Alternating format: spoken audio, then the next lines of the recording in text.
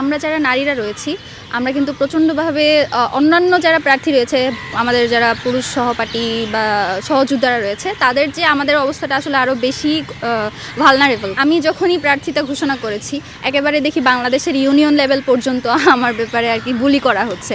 আমি কত জায়গায় নক করলাম, কত জায়গায় এই বিষয়টা কনসার্ন জানালাম, কেউই আসলে এই ব্যাপারে কনসার্ন নিতেই রাজি না। ছাত্র শিবিরের মুক্তিযুদ্ধের ব্যাপারে বিতর্কিত অবস্থান এটা তো আসলে কখনো ছাত্র শিবিরও নেয়নি কিংবা জনগণের কাছ থেকেও আসেনি, এটা এসেছে এক পক্ষের কাছ থেকে যারা এই জিনিস বারবার মিথ্যা বলে যেমন মিথ্যাকে সত্য হিসেবে মানে একেবারে সত্য হিসেবে প্রতিষ্ঠিত করতে চায়, সেই এক গোষ্ঠীর কাছ থেকে এসেছে যাতে মুক্তিযুদ্ধকে তারা কুক্ষিগত করে রাখতে পারে।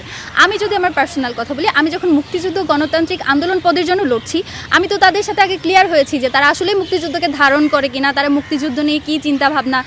তাদের প্রত্যেকের স্পষ্ট বার্তা, যদি কেউ মুক্তিযুদ্ধকে ধারণ না করে তাহলে সে কখনোই বাংলাদেশে রাজনীতি করতে পারে না। বাংলাদেশপন্থী না হয়ে আপনি দেখেছেন সেই পাকিস্তান আমলে হোক বা 2024-এ হোক, যারাই দেশবিরোধী হওয়ার চেষ্টা করেছে তারা কিন্তু বাংলাদেশে রাজনীতি করতে পারেনি।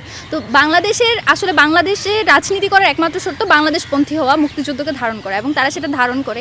এবং এই যে দীর্ঘদিনের যে মিথ্যা ন্যারেটিভগুলো ছিল, যেমন আমি একেবারে একদম জুলাইয়ের পরে আমি একেবারে নিজের কথাই যদি বলি, আমি ভীষণ ভীত সন্ত্রস্ত ছিলাম যে ছাত্র শিবিরের ব্যাপারে যে কথাগুলো শুনতাম তারা রক কাটে, তারা এই করে সেই করে।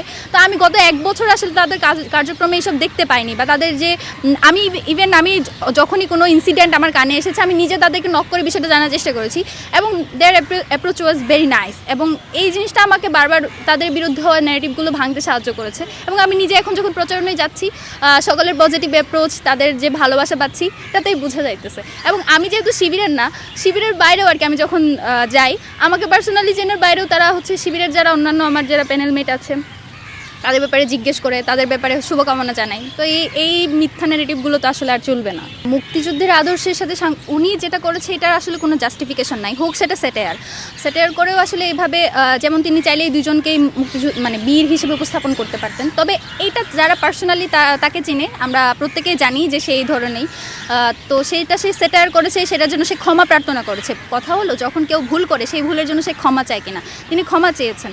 তারপরেও যেহেতু এটা আমাদের মুক্তিযুদ্ধের সাথে সাংঘর্ষিক মনে হয়েছে, কিংবা আমাদের যে শিক্ষার্থীদের যে চিন্তা চেতনা সেটার সাথে মনে হয়েছে সেটা যাচ্ছে না, তখন কিন্তু এটা আমরা কনসার্নে নিয়েছি। সবচেয়ে বড় ব্যাপার, তার ব্যাপারে কনসার্ন এসেছে, শিবিরের প্যানেল থেকে তাকে সরিয়ে দেওয়া হয়েছে।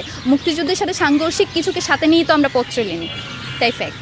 আমরা যারা নারীরা রয়েছি আমরা কিন্তু প্রচণ্ডভাবে অন্যান্য যারা প্রার্থী রয়েছে আমাদের যারা পুরুষ সহপাঠী বা সহযোদ্ধারা রয়েছে তাদের যে আমাদের অবস্থাটা আসলে আরও বেশি ভালনারেবল। কারণ আমি যখনই প্রার্থিতা ঘোষণা করেছি একেবারে দেখি বাংলাদেশের ইউনিয়ন লেভেল পর্যন্ত আমার ব্যাপারে আর কি বুলি করা হচ্ছে।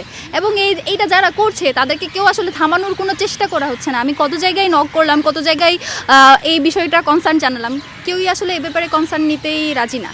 বিশেষ করে আমাদের পুরুষ সহযোদ্ধারা তো একেবারেই না, তারা তাদের নেতৃত্ব কী করবে, ডাকসু কী করবে, এটা নিয়ে বিজি। তো আপনি যদি এই ব্যাপারটা যদি কনসার্নে আনতেই না পারেন, আপনি নেতৃত্বে আসার পরে আপনি কী করবেন সেটা তো আমাদের প্রশ্ন মনে জাগেই।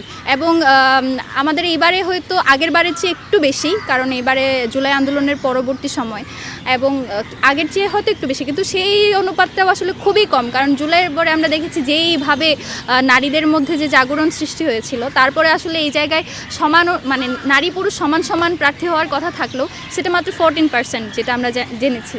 তো সেই জায়গা থেকে এটা আসলেই কনসার্নিং। আমি মনে করি ক্যাম্পাসে হোক কিংবা বাইরে হোক এই জায়গাটা আসলে নিশ্চিত করা জরুরি মেয়েদের জন্য, যাতে তারা একটা রাজনৈতিক সুস্থ পরিবেশ পায়। এবং আমার ইশতেহারে আমি আপনার কাছে ডিসক্লোজ করে দিলাম, আমার ইশতেহারে অবশ্যই একটা থাকবে, যেটা নারী যারা রয়েছে আমাদের জুলাই কন্যা থেকে শুরু করে যারা রাজনৈতিক অঙ্গন থেকে হারিয়ে গিয়েছে তাদেরকে যে বুলি করা হয় সেই বুলিটা বন্ধ করার জন্য সামাজিক গণ আন্দোলন তৈরি করা।